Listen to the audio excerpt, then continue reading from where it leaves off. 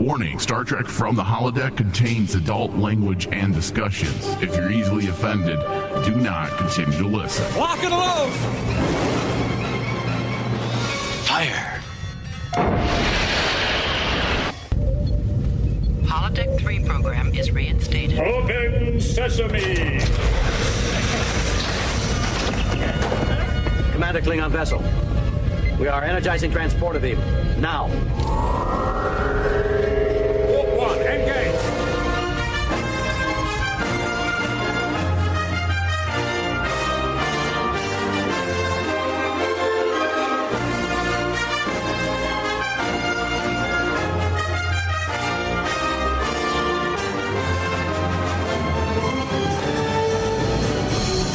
All right, hello everybody. Welcome to Star Trek From the Holodeck, the Discovery Edition. I am Michael Flores, the host of this show, sometimes known as a shit show. And I'm in the studio, of course, with David Sabal. Hello, David. God, Mike, I am so happy right now. I know. Are you crying over there? I'm crying. Oh my lord, you're a geek. But I'll be fair. I think I might have shed a tear too with the with that opening. I mean, holy God. David, this is everything I wanted from Discovery. Yeah. Everything that I had hoped for back when they announced this, 2.5 years ago, 3 years ago? This is what I wanted, and the show is finally becoming what we wanted as Star Trek fans. Yes. This episode had it all. It made my geek side really happy. It made my critic side extremely happy. Yeah, because it's not just good Star Trek-wise, it's good academically. Academically, yeah. The script for this episode was fucking fantastic. The writers and the directors this season are on fire, Dave. On fire. Not just the writers, also the crew, the visual crew behind this episode. Top-notch visual effects done in this episode. Dude, it goes right back to what I said a couple weeks ago. Yes, I'm a Star Trek Ultra fan, so I want Star Trek movies. But this satiates that desire. The cinematic qualities of this season. Yes, we had that last year, but they've taken it up a notch this year as well. They went to like a level far beyond season 1 has gone at this point. This satisfies my need for a Star Trek film because this feels cinematic as hell. And I feel like, at this point, do we even need a Star Trek movie because of what we're getting in this show, especially with, of course, the announcement of the 2 more spinoff series we're going to be getting. I mean, 3 TV shows essentially running the same time as each other. Do we have time to celebrate a movie with 3 TV shows going on during the year? It makes a really valid question if we need the movie or not. Yeah. I mean, I know that there's Star Trek fans out there that would say, oh, I want to go to the theater. I want to experience seeing Star Trek in the big screen. Yeah. And that's fair because I do too. But I don't feel that desire as much anymore. Like during the summertime after Discovery season 1, I'm like, I really wish we had those movies. I really wish we had a Star Trek movie this summer. It would be so great. But all that goes away the moment I turn on season 2 of Discovery. I don't need it as much.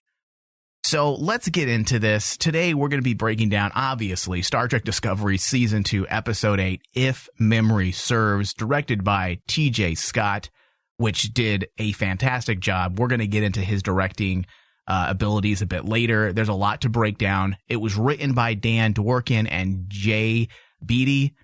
And I just know that as a diehard Trek fan for most of my life, I loved how this episode opened up with the title sequence reading previously on Star Trek. Yep. I got some serious geek chills. I mean, bringing back my earliest memories. And maybe that's also why I loved it so much, because it connects me to my past, bringing back my earliest memories of watching the original series reruns with my mother every day at 1 o'clock when I was a child, because they'd had the CBS reruns back in the 80s. And me and my mother would sit down and watch it. And I remember her explaining, Dave, way back then, explaining to me the original pilot to me and how Pike was replaced by Kirk. So all of this just coming to a head, it gave me nostalgia overload. And I'm not a fan of nostalgia. I don't feel like writers or directors or creators in general should ever rely on nostalgia for their stories. In fact, right now, currently within TV and movies, I feel like that's the bane of entertainment currently, is that there's too much relying on nostalgia. You remember when this happened? You remember this happened? But this is nostalgia done right. They're using nostalgia fine. It's going to come naturally because they're dealing with areas of Trek that has been explored before and they're expanding on it. So nostalgia is organically happening. They're not using nostalgia because they don't have confidence in their story. Yeah, they're not using it like Easter eggs where everyone's like, "Oh, did you see that in the background?" No.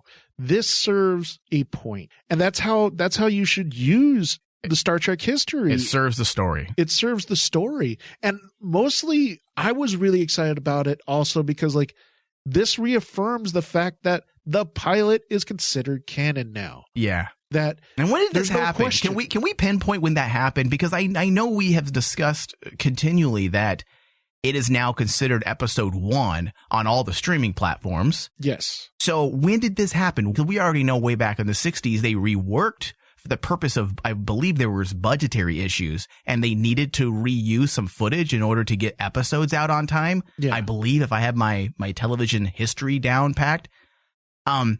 So you have parts of it that became canon because of the Menagerie episode. Yes. But the cage in itself was not canon. But now it is, for the first time, I think we can fully consider it canon. Canon.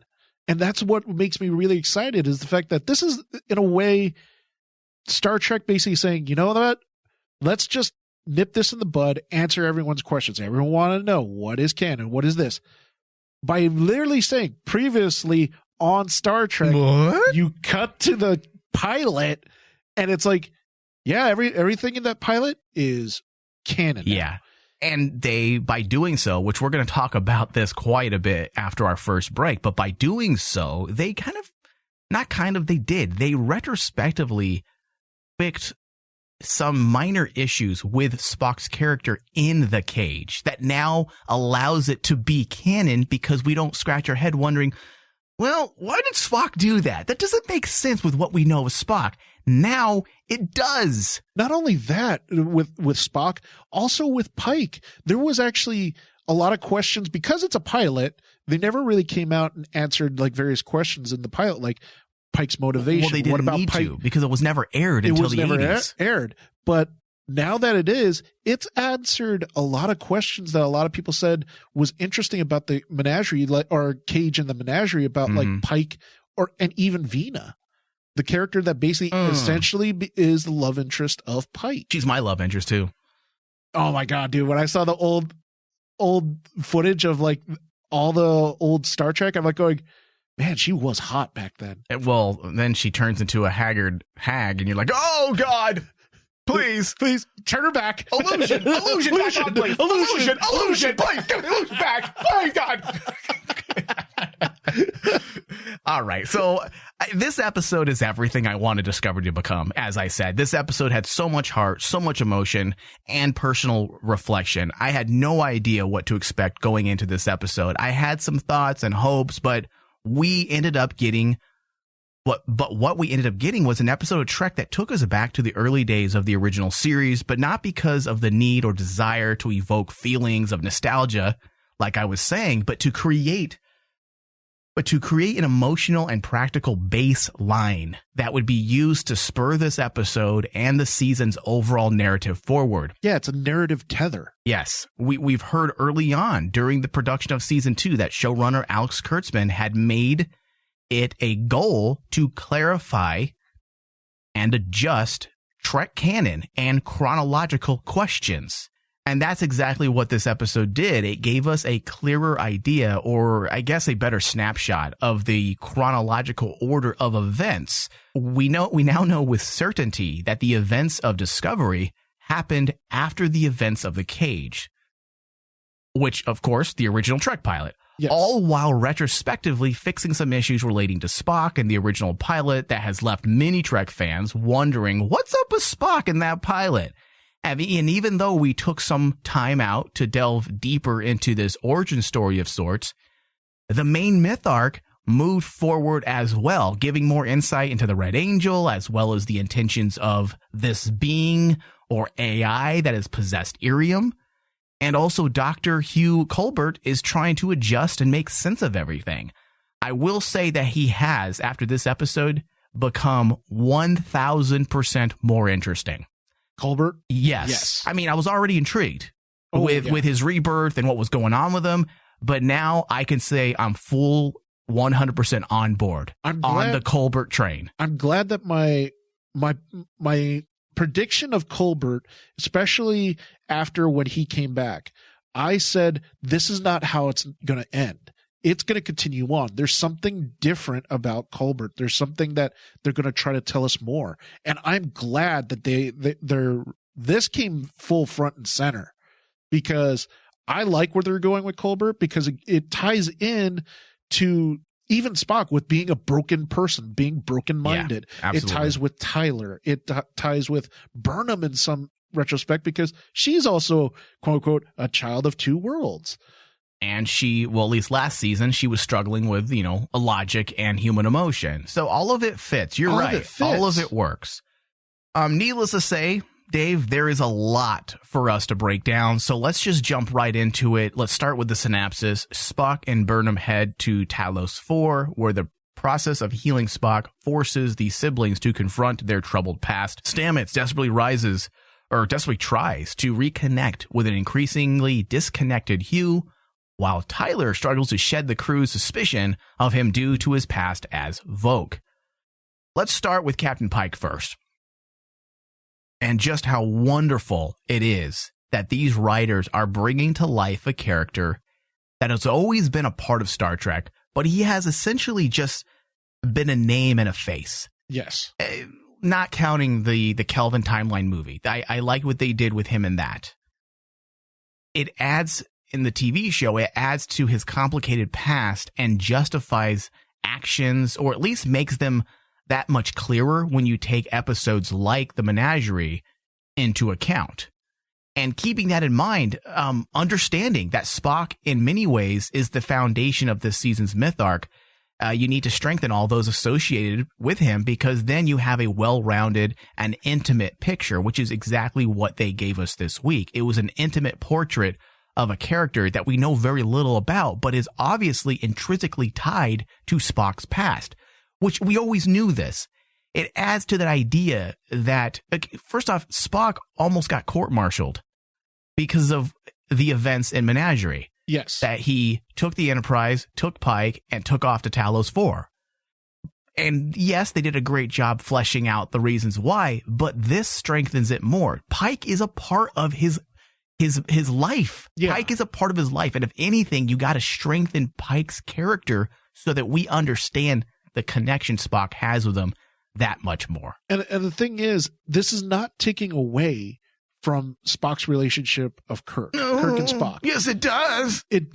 What it does is shows that Spock has so many different relationships in his life. You mean we don't just have two relationships our whole life? Oh, yeah. Absolutely. No, we don't. Not in this fairy tale. Well, I think you need to explain that to people, because people think for some reason you only have two friends and that's it. Exactly. And even though you're Spock and you live like 300 years and all your human friends died. And the thing, that's a good point.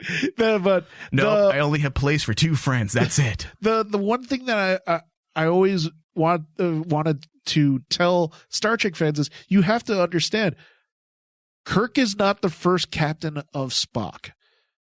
Pike is. So there has to be a relationship between a young Spock and Captain Pike. Pike is his mentor, it seems like, in Pike a lot of ways. It's more of a mentorship. That's why in Menagerie, Spock goes out of his way. Who's Spob? Who's Spob? Spob? Spob? Who's Spob? Is that like a redneck Spock? Y'all here, I'm redneck Spock. I'm redneck Spock. I'm Spob. Come on in here. But where's my cousin? There's a reason why Spock is willing to essentially sacrifice his life just for Pike. Yeah. He sacrificed everything. His career, everything. Yep. No, but I actually agree with you quite a bit. Some people might think that this diminishes his relationship with Kirk in Bones.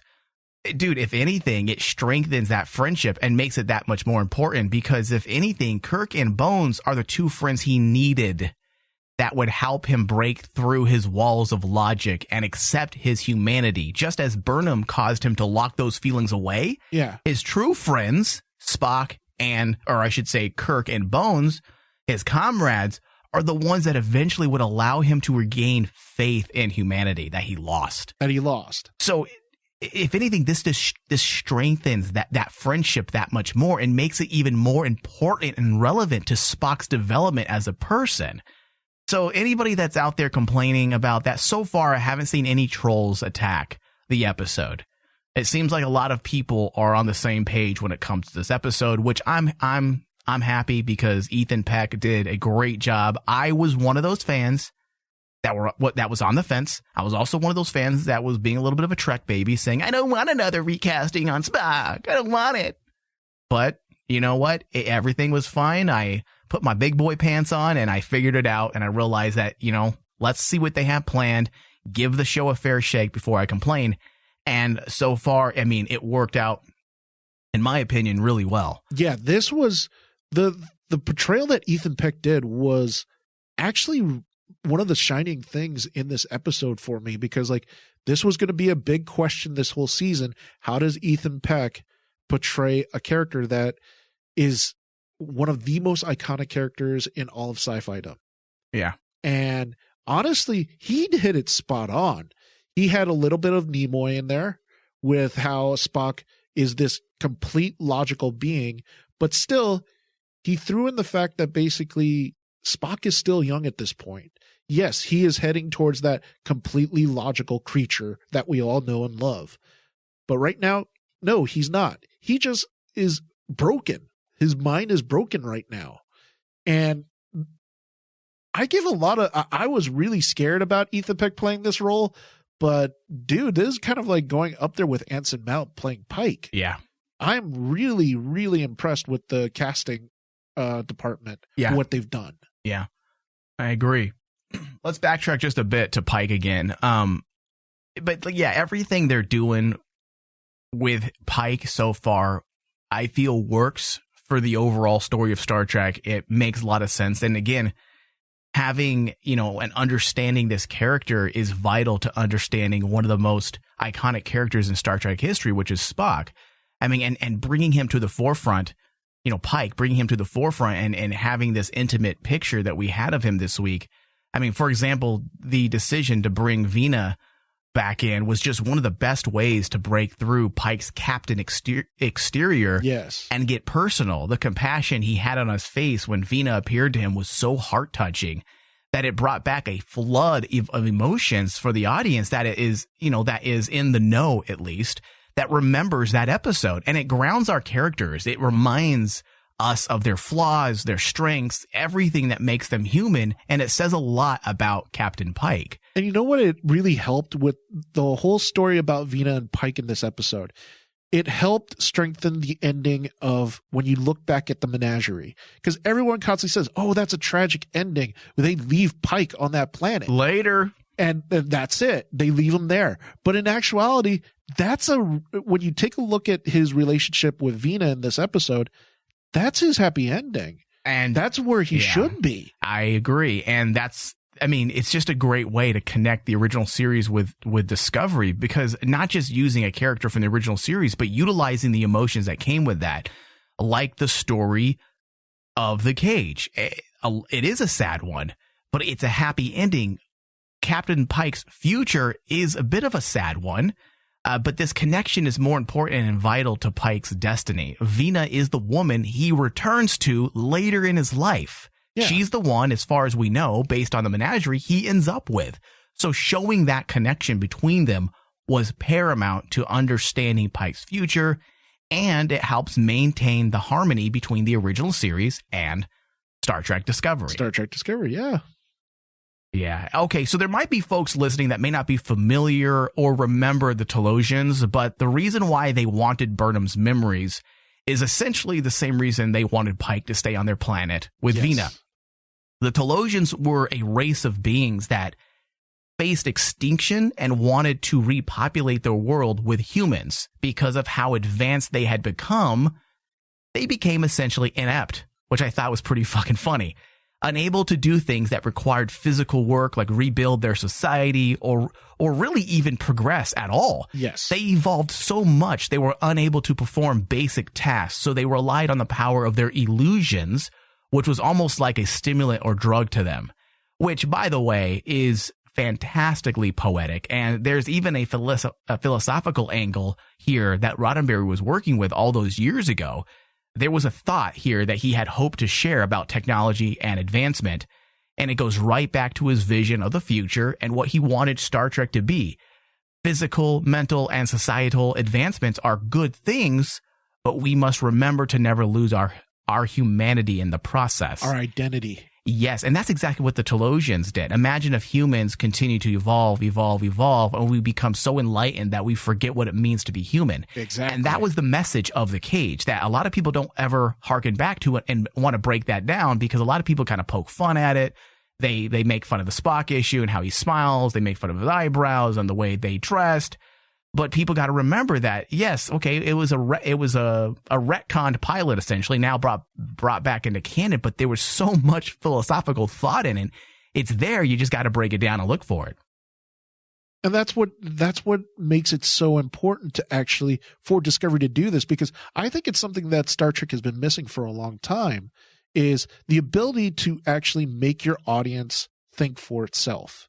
Give us that philosophical narrative that we can all stop, sit back and go, what would we do? What does it mean to us?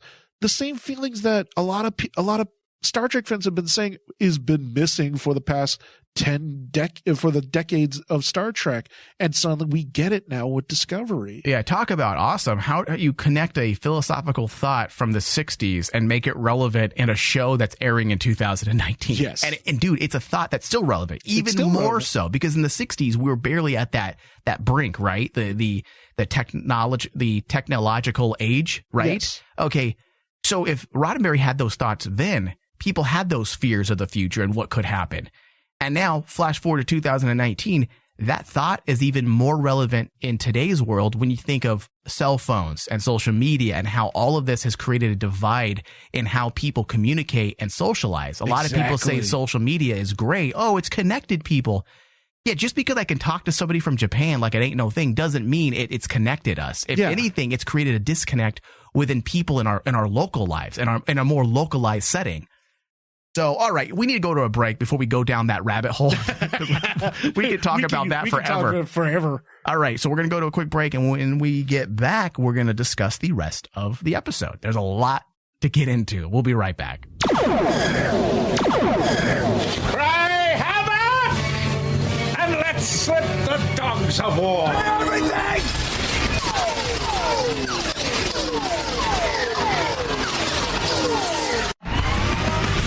The Rain Man Show. The Rain Man Show. I'm sure Facebook memories have led to many suicides at some point. I mean, if you ever want to just feel unfulfilled with your life, just pay attention to those memories. They will always make you feel great. Yeah? Yeah. Remembering that 9 years ago, you had a promising future. And suddenly, you realize you live within the shadow of your former self in both achievements and looks. Where has it all gone wrong? Hey, Mike, 10 years ago, you were much better looking. Thanks, Facebook. I appreciate that. Something's got to be done about those memories, though. It's annoying. I wish you could turn it. It's not annoying. It's depressing, Thomas. You're not listening. Well, mine are annoying. Yours are depressing. I can wait till you're 40. Wait till you're 35, 36, and you saw, a photo. Hey, 9 years ago, Mike, you were producing a film. Thank you, Facebook. I know that.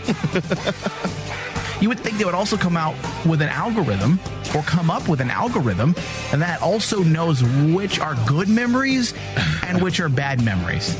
They have to be more selective because they choose bad memories. I think it's almost on purpose. One of my friends from a film committed suicide about 12 years ago, and they reminded me. as if it was a good memory. Remember, Paul? Oh, Jesus Christ. I'm like, yes, I do remember, Paul.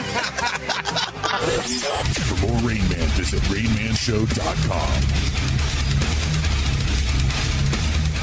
Free stuff is awesome, but free stuff that will spice up your bedroom is even better. Just go to adamandeve.com and select almost any one item for 50% off, and then we'll load on the free stuff. Just enter this very exclusive code, RAINMAN, at checkout, and you'll get 10 tantalizing free gifts, including a sexy item for him, a special toy for her, and a third item you'll both enjoy.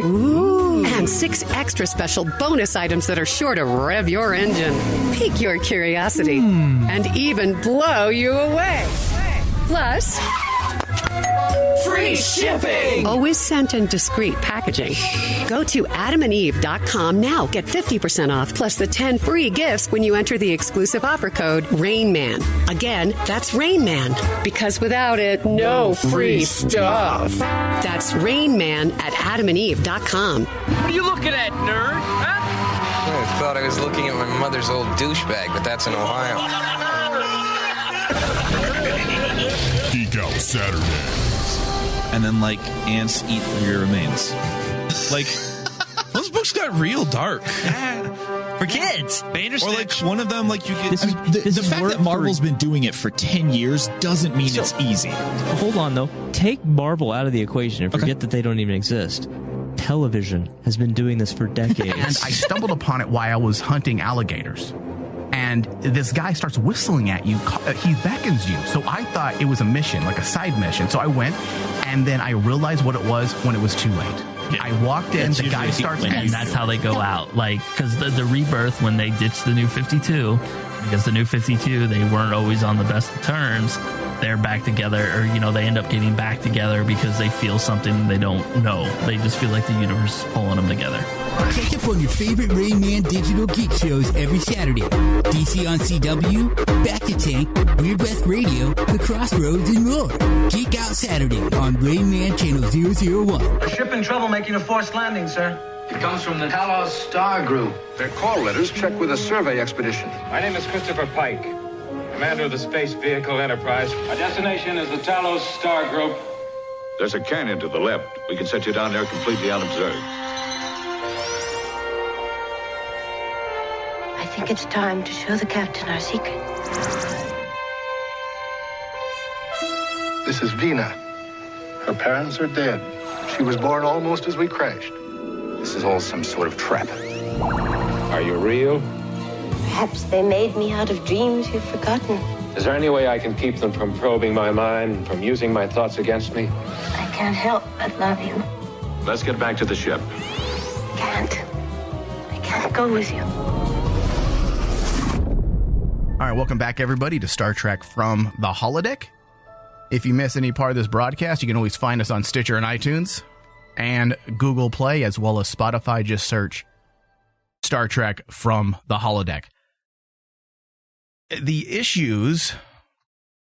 let's talk about the cage a little bit more, because I think it's definitely something we have to talk about because of this episode. Because it's so tied intrinsically to this episode. Yes. Now, the issue so many of us have had with the cage ever since it was brought into canon, well, I guess, accepted as canon. I want to say, if my memory serves me right, I don't think it's ever been brought into the fold like this. Not fully. Okay. Not fully. So I would say officially canon now, but I think a lot of people have accepted it for many years now. Well, yeah, because I've always heard people say, "Oh, it's just a pilot. It's a throwaway episode. You don't speak of it." Right. Well, it isn't no holiday special. It isn't the Star Wars holiday special by any means. But we all look back, and there are moments where we kind of scratch our head and wonder what was going on with that cage. I mean, remember, the cage was an abandoned pilot episode originally that was never intended to be seen ever again. Or ever, period. But there are a lot of discrepancies, but most of them can be shrugged off, except the issues of Spock. Mostly with his displays of emotions. There are moments in the pilot where he's blatantly smiling and enjoying himself. Yeah. which made a lot of us make excuses as to why that happened. But no doubt the real reason was because it was a pilot and Roddenberry had not quite figured out everything yet, and that includes Spock and Vulcans. But this episode retrospectively fixes that issues. We've always known that Spock buries his humanity, and it comes out during moments of extreme emotion, right? Yes. We've seen that throughout the last 50 years, but this episode allows us to see Spock through a slightly different lens. This is a man that hasn't completely mastered his emotions as of yet. Yes. I think Burnham being the catalyst, as Spock said in this episode, much of this conflict is quite a connection, and it works and helps to make better sense of this idea and why Spock shunned Burnham all those years ago after what was revealed. All right, so let's talk about the Red Angel and Spock. Okay, let's move past the cage.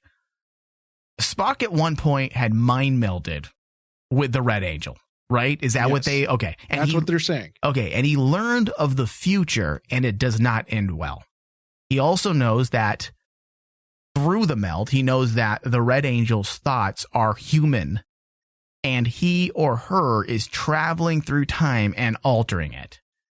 Okay, so there's a few things we can glean from this. Number one, the Red Angel's not bad. That's not even a question anymore, right?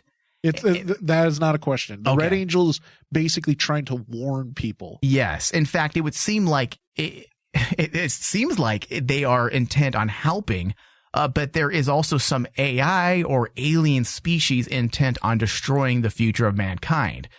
And that's the new question. But why? Also, Burnham is obviously important and connected to everything as well, because the Red Angel had appeared to Spock in order to save Burnham's life. Yes. Which, by the way, dude, if you don't know this, because I'm a Star Trek freak, obviously, I forgot the name of the episode, but there's a cartoon. There's an episode of the Star Trek animation that this is almost identical to. I want to say it's called Yesteryear or Next Year.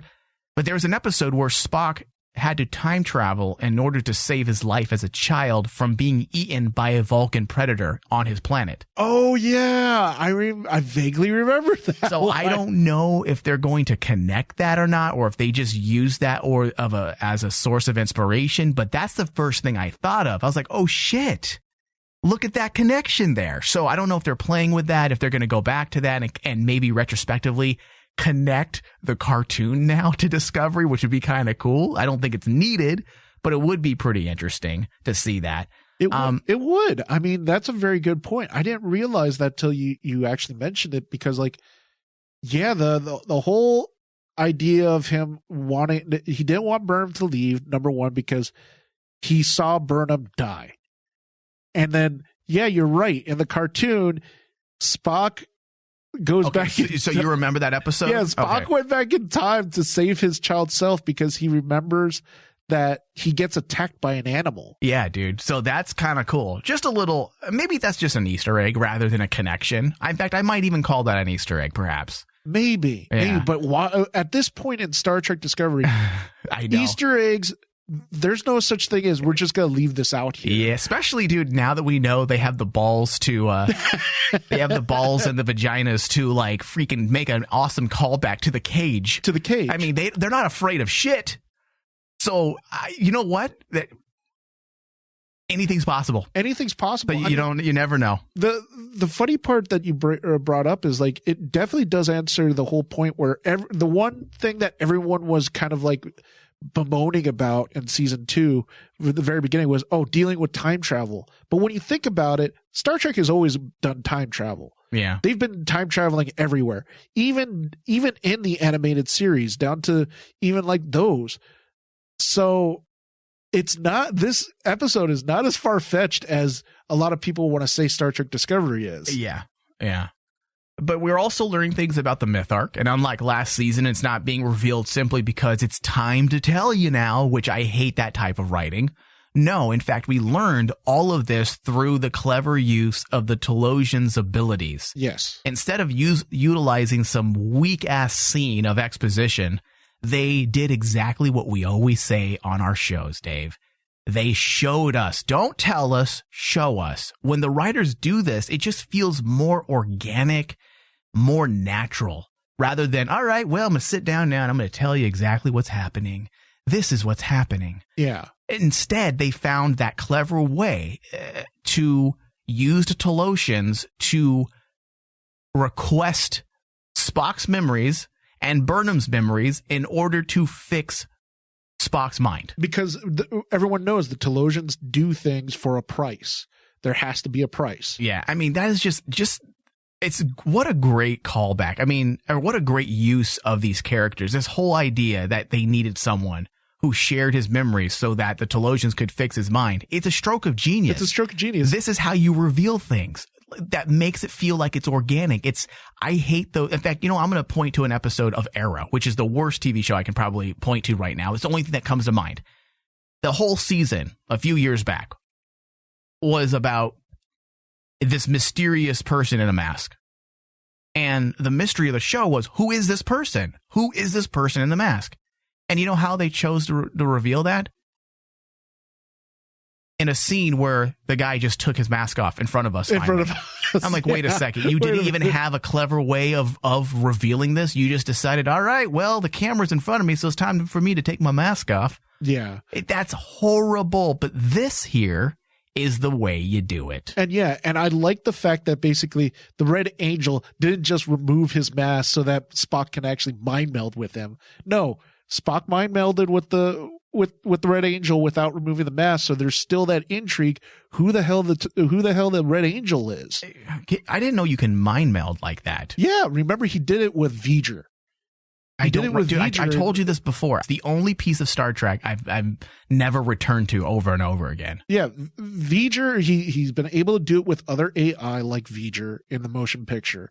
So that's why I was like going, okay, it makes sense that he was able to mind meld with the Red Angel, because we know that Spock can do this. We know that you can mind meld with anything that at least has sentient thought. That's the thing. Yeah. It has to have sentient thought. Here, take my Katra. Take my Katra. Take my Katra all the way in. Not just the tip. Take my whole Katra. The one thing I want to ask you though. What? Because this is the one thing that I was like, wait a minute. Okay, if the Red Angel's not evil, like it's not, so we now know that the Red Angel is a good being that's trying to help the timeline, right? Mm-hmm. Then the question became, who are the ones that are sending the probes that explode all the planets? Yeah, well, that's the new question. And I want to get your thoughts on this. No, David, it's not Q. I'm just going to say it now. It's not Q. No. I want you to go to another villain. It's not the Borg. Gotcha. It's not the Borg, Dave. You don't think? David, that'd be bad, dude. But you got to say the technology is you there. You got to remember the Borg was never. Now they did it in Enterprise, and it worked for Enterprise because they didn't just do it in Enterprise. Remember, they did it in First Contact. No, I'm talking about timeline. Dave, got to remember the Borg was unknown to the Federation. Yes, until the TNG era. But Enterprise found a clever way to work in cybernetic beings that we all knew was the Borg. We all knew was the Borg. And it was they basically made it as a sequel to First Contact. And the way that worked was awesome. But they never figured out who they were and where they came from. And that's how it ended. And they never went back to it because the show had gotten canceled a few years later. Yeah.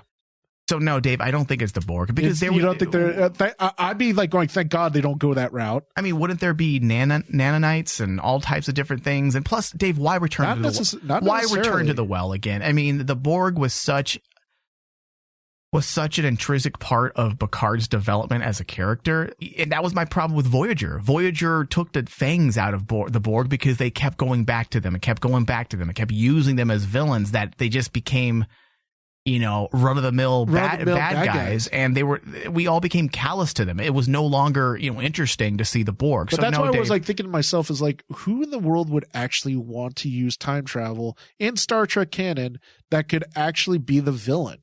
The only one that I could think of was the Borg. Okay, well, first off, you're jumping ahead. I don't think the AI are actually traveling in time until what we saw last week. Okay, the AI are not traveling in time. the Red Angel is traveling in time, obviously trying to prevent or help create things. I should say prevent things from happening by helping and assisting. The Red Angel is time traveling because they know of the future. The AI probe seemed to have been pulled when that rift got created. Okay, that clears that up. Okay, and if you remember, the shuttle was in more than one place. Do you remember? They went to, what is it? They went from one point in the event horizon to all of a sudden like multiple spots. Right. So the probe came through that way. Okay, it wasn't, I don't think they are actually time traveling. And now that the probe has uploaded its consciousness to Irium, or whatever it is, this AI presence, now they're in our timeline. But I don't think they were before. Okay, all right. So that makes sense then, if they weren't before. Yeah. All right, so let's talk about theories as we're kind of already in that area already. But let's talk about a few things that we have to eliminate from our theories and other theories that have now formed and new questions. Okay, so Spock, what broke him, I should say, was obviously the mind meld, right? Yes. Okay. To Spock, time was fluid and not linear, and this is why his brain broke. Now, number one, if time is fluid to Spock, then he knows of his entire future now, right? Yes. So Spock knows of the split timeline and how at the end of his life, he essentially ends up in a different timeline. But he can't remember. The way the Telosians explained it is the way it's affecting Spock's mind. It breaks it because his mind can't comprehend these little flashes of memories from the future. Right, but he still has those memories now. Just because he has those memories. He got his memory fixed by the Telosians, but that doesn't mean he doesn't still remember that. So that being said, if Spock was the Red Angel, which is a theory going around, that's not our theory, but it's a theory going around social media. I mean, I don't think that's the case because it can create way, way too many questions that breaks my brain. Yeah, it would break my brain too. Because then you ask, why does he only change certain things? And I don't want to go down that rabbit hole right now because we will be here for the next 50 years talking about all the things he could change if he were the Red Angel. Exactly. Why doesn't he prevent Kirk from dying by the Nexus? Why doesn't he could do so many things, and that would just destroy. I mean, they could find creative fixes as to why, but then that would come off as contrived. So I don't think that theory is going to prove true, even though people are doubling down now and saying, oh, it's a human. Maybe he's reading the human side of himself. And I don't know. I mean, think it'd be too much. It'd be way too much because you'd essentially make Spock into God. Yeah, pretty much. Yeah. I mean, because okay, why doesn't he fix this? There's so many bad things that happen to him and his crew, that why wouldn't he change it all? I mean, and they could retrospectively say things played out the way they did because Spock had intervened, but that just feels very cheap. It does. And contrived. So I don't think that's the case. At this point, Dave, I don't think we even have any theories right now, which I'm okay with that. I like not knowing any ideas of where the story is going. However, it does beg the question, does he now know what happens to his homeworld in the Kelvin timeline? Exactly. That's the ultimate question, is how much does Spock know? The only thing we know is Spock gave Burnham was the memory of seeing all the planets get destroyed by those probes. Yeah. So if that's the only thing that he's telling her, this is what the Red Angel is trying to prevent right now. And I like the fact that he said, this is an ending of our timeline. No, did he say that? Back, did he say that? Yeah. Really? If you go back, he keeps referring to it as our timeline. Oh. This is a probability of our timeline. We have to stop. And I kept, about the second time he did it, I'm like going, he's referring to the timeline as his. Like, you know how a third person would do it. So he has to know about the other timelines. I'll have to go back and rewatch because I don't remember hearing that. So that's because the way he says that line is like, wait a minute. If he's speaking about this timeline, does he know about the other timelines? And that's why I thought, yeah, you're right. He does know about the Kelvin. He knows about this. All right. Yeah, I don't want to go into that too much just because it's a rabbit hole. Dude. Yeah, and it's irrelevant to this discussion, and it's just a lot of it's hyperbole and speculation, and I'd rather stick to what we know. Yeah, right now. well, the good thing about it, though, the way they chose to deal with this in the narrative was what the Telosian said. Because his mind sees it as fluid, he's seeing it not as like straight day 1, day 2, day 3. He's just seeing fragments. I see what you're doing there. I see, like, because he's fluid, he no longer sees things as straight. I see what you did there, Dave.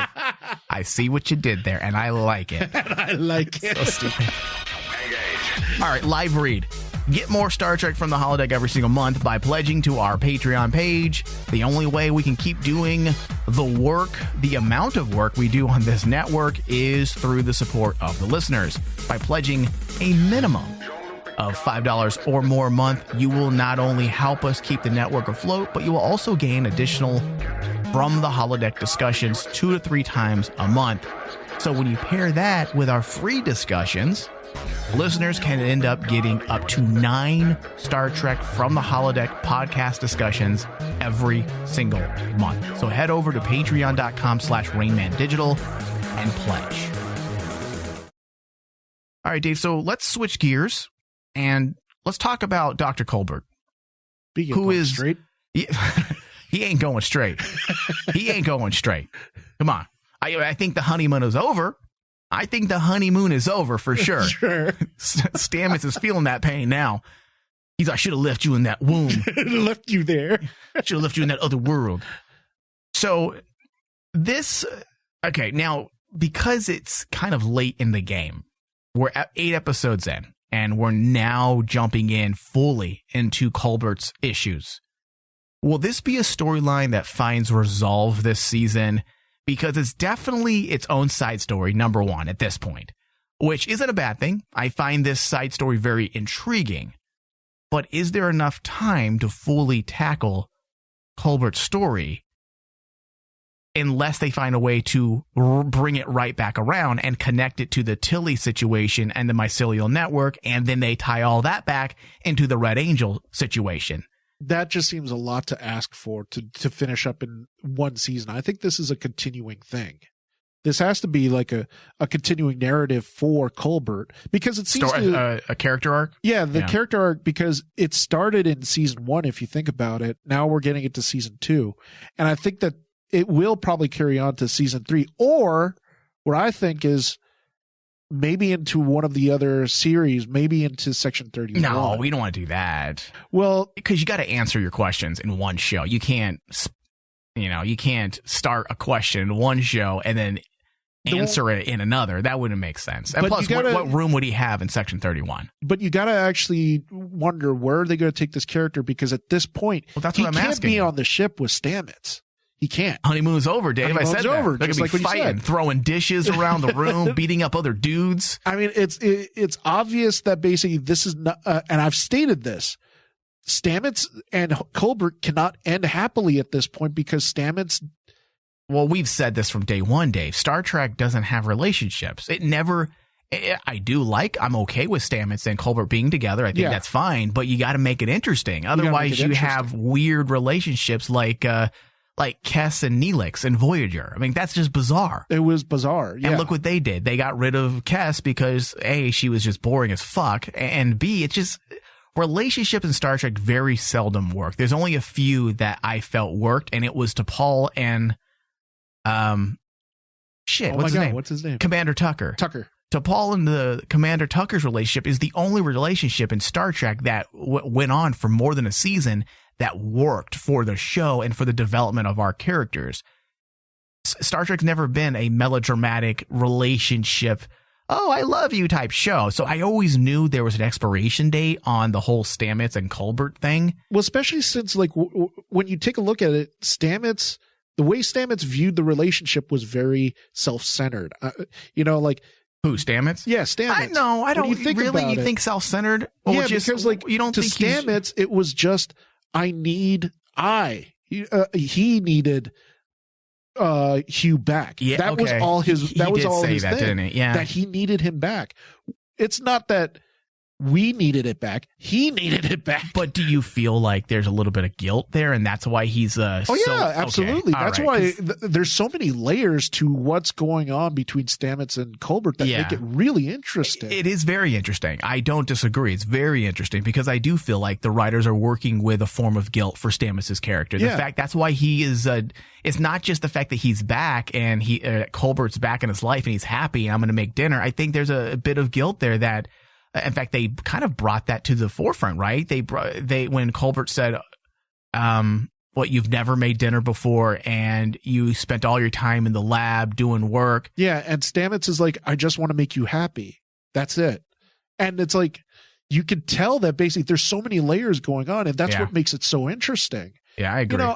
Do I want to wish a happy ending for Stamets? Yeah, because he's one of my favorite characters. Yeah. But when you take a look at the narrative they're going with, there's no way that it's going to happen. I can't imagine just a relationship being such a huge part of an ongoing series like Discovery. You know what I mean? It's never really been there before. I'm not saying it can't work, but they have some work to do to make it work. Yes. Needless to say, I love the suspense they're building with this character. Colbert is 100% now a character that my eyes are on. Like, I am interested in seeing what is going to happen. And even though it is a side story, and usually I'm not a fan of side stories that aren't connected, but they are connected by a similar theme. Exactly. Spock's mind was shattered and disconnected. Colbert's mind is disconnected from his feelings. He's not himself, very much like Spock. He says he's not himself. He has the same memories, but none of the feelings don't connect with the memories. Yeah. So that's all we really got, but it did pave the road for some development for Saru as well. Yep. This was welcomed. It was a great way to briefly keep Saru's evolution as a character at the forefront and remind us of the changes. We had that fight scene that I started laughing when Saru's all, just let it play out. Let it play out. I'm like, oh shit. Because I knew they were purposely doing it. I'm like, Saru would never do this. That's why this is a new Saru. Yeah, that's why I like that little conversation between Pike and Saru. And Pike doesn't get angry. He just questions it and says, okay, you do understand that that's probably why you were okay with the little aggression there.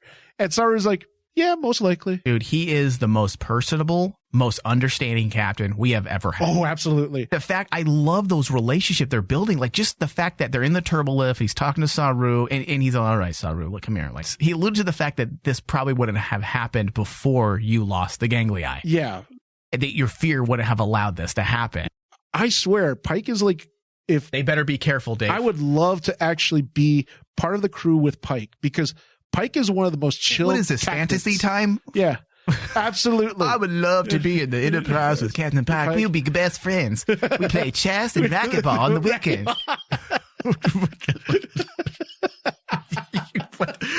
It just took me by surprise. I'm like, we're talking about the show as a piece of fiction. You're like, I would just love to be on the Enterprise with Pike. I love him. But like, that's what I really dug about. Like, they built that little almost character growth for Pike and Saru. Yeah, it was good. Like, they're not forgetting people. They're not forgetting people. And even when an episode isn't necessarily all about one character, and this is what I said before, I think last season. I'm like, we don't need to forget characters. You don't need 55 minutes dedicated to one character to give them proper development and growth. You could give us 30 seconds. You can give us 90 seconds. You can give us 3 minutes, one scene. That does the trick. And it tides us over until we can get to an episode that is Saru-eccentric or Ash Tyler-eccentric. So I really, really like what they're doing. It's an example of just some fantastic writing this year. It strengthens the idea that this season has found itself. And there's other Star Trek shows that cannot say that. Deep Space Nine, which is one of my favorite Star Trek shows, didn't find itself really until the 4th season. Discovery did not, or Enterprise didn't find itself until the third season. Next Generation didn't really find itself until maybe, and this is debatable, season 2? I would say season 3, season 4. And that's debatable. I'm not saying it wasn't good, but the show just didn't find itself. Discovery, it would seem, has found itself with the very opening of the 2nd season. So it's quite a feat to accomplish this, because this is something that not just Star Trek doesn't always do, but TV shows in general usually struggle to find itself. The only question I have for you, just as a writer, okay, is do you think that basically we could still carry this narrative, this theme of broken minds duality, basically duality. Let's call it what it is. The theme of season 2 right now is duality. Can you carry that for the long haul? Do you think they could carry that past season 2? Or do they have to switch narratives and themes by season 3? I don't know, because if you go back, and we do a lot of breakdowns of Star Trek episodes, obviously, and when you go back, there are things that you can pick apart, that you can find. Like, for example, now that we have a complete season of Deep Space Nine or a complete season of TNG, you can say, oh, the overarching theme was this. But then you also have the smaller themes that govern either story arcs, and then you even have themes that govern individual seasons.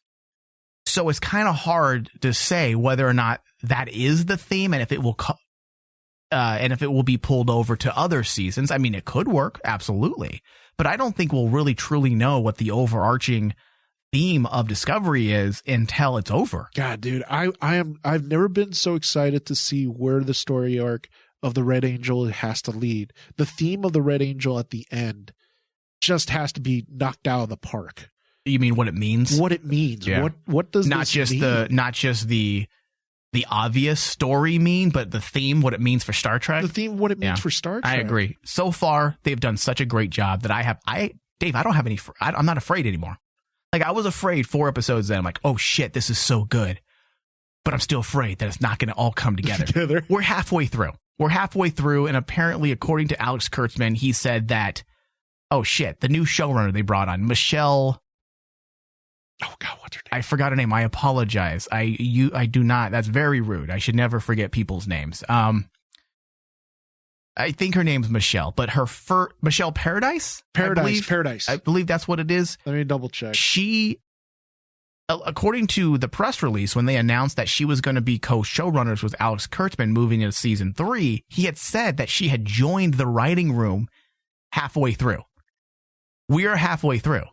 So if we have gotten these types of episodes that are so good during the first half, then I can only imagine how great the second half is going to be now that we have Michelle Paradise coming in as well. So I'm psyched. All right, Dave. So what is Section 31 up to? Did they frame Spock, or are we just being led to believe they framed Spock? There is a lot of mystery from their angle. Did they do something that initiated this invasion in the future? Are they responsible for this? And they're trying to keep it quiet, hush, hush. Those are the questions that were formed while I was watching this week's episode. Now, that being said, those are the questions, but I'm hoping that Section 31 was not involved. I hope they're not involved in a cover-up. I'm hoping they are not trying to frame Spock for something they did. The reason why is because then that's just more the same. Like, we've seen that of Section 31, and especially with Ash Tyler's comment this week where he says Section 31 does operate in the gray. But that doesn't mean they don't have our best interests at heart. Yeah. So that makes me think that Section 31 isn't necessarily the big bad, or they have done something that caused this to happen. If anything, this could be a form of misdirection to let us think for right now that Section 31 is up to their old routines again. Well, you got to also understand that basically up to this point, as Star Trek fans, we know Section 31 as quote unquote the bad guy. None of the people like Section 31 when they come in. I would join Section 31. I'm telling you right now. But I do like the fact that basically Tyler brought it up is yes, Section 31 deals in the gray, but he tells Pike that there are people in Section 31 that are trustable. And he wants to be one of those people that in Section 31 to be on the inside of Section 31 that you can trust. Because we all know, from Star Trek history, leaders of Section 31 did not have people's best interests in hearts. They got corrupted. However, there are people in Section 31 that are heroes. So I hope they go with that. Just like what you said, I hope they don't just turn Section 31 to the big bad, which would be weird if they did, because how do you do a whole series on Section 31 if Section 31's the big bad of Discovery? It wouldn't make sense. However, I do think that part of Section 31 might be the big bad. Part of them. Yeah, but we've seen that before. That's the only thing that's the only reason why I'm not excited about those questions. And I'm sure Discovery, the Discovery writers will make it interesting in the end. So this may be me just being a crybaby, but we've already seen Section 31 do these things before. So why do it again? That's why I feel like the Discovery writers are so on point this year that I can't see them simply regurgitating things we've seen before and things that we already expect for them to do.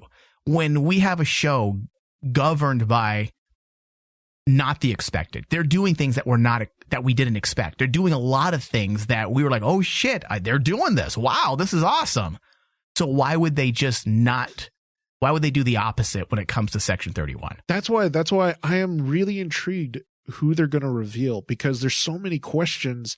We already know that since the Red Angel is human or part human, we know that basically they're the good guys. Whether it's the Federation or not, golly knows.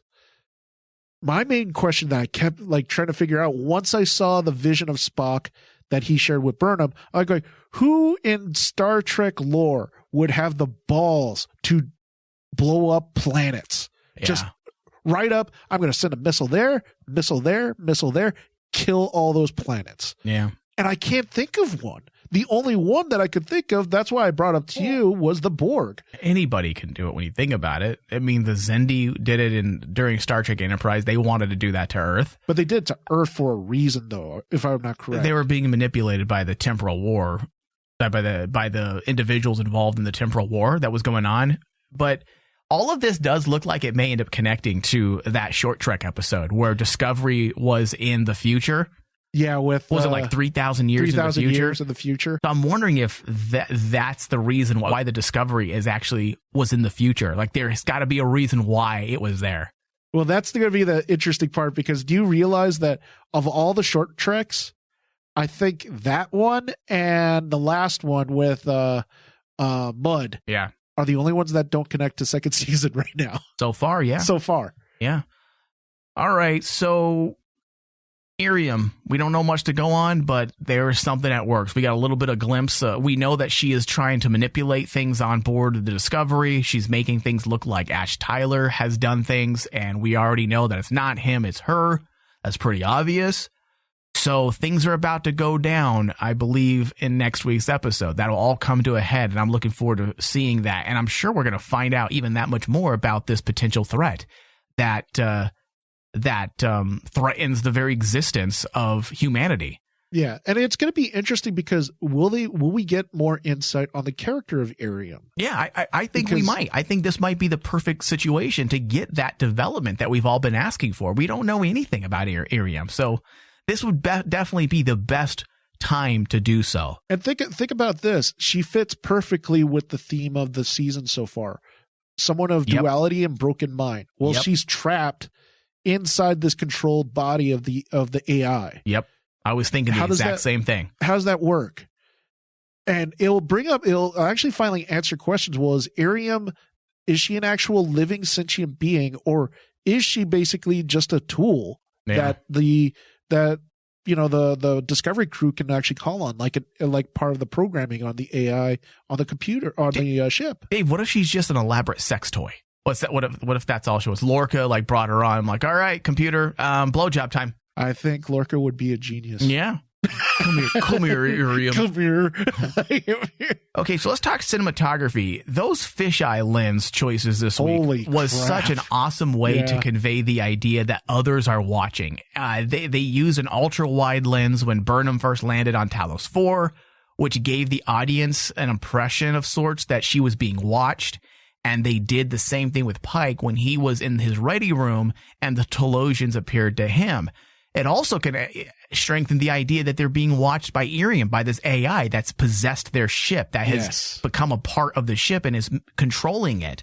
So all of that works. I love the overall cinematography choices this week. There was another strong moment when Colbert was in the turbo lift and the camera boomed upward, almost as if his mind was disconnected from his body. Yeah. I mean, just some great work and use of visual poetry to add and strengthen to your overall story of the week. That was my favorite part. That was my favorite part. Cinematography was actually seeing the Colbert things, because you get this sense of disorientation. Like, it's almost like he's floating. Yeah. Yes. Throughout the entire out of body experience. Yeah. All the scenes where he's by himself, they chose to do like this weird effect that I am really trying to figure out how they did it, where they make you feel as the audience that you're disconnected. You're just floating along, and they're probably on a Steadicam. Have like this sense of isolation. Steadicam gives the camera a very fluid, floating-like motion, as long as you have the proper weights on it. But who's ever doing that Steadicam,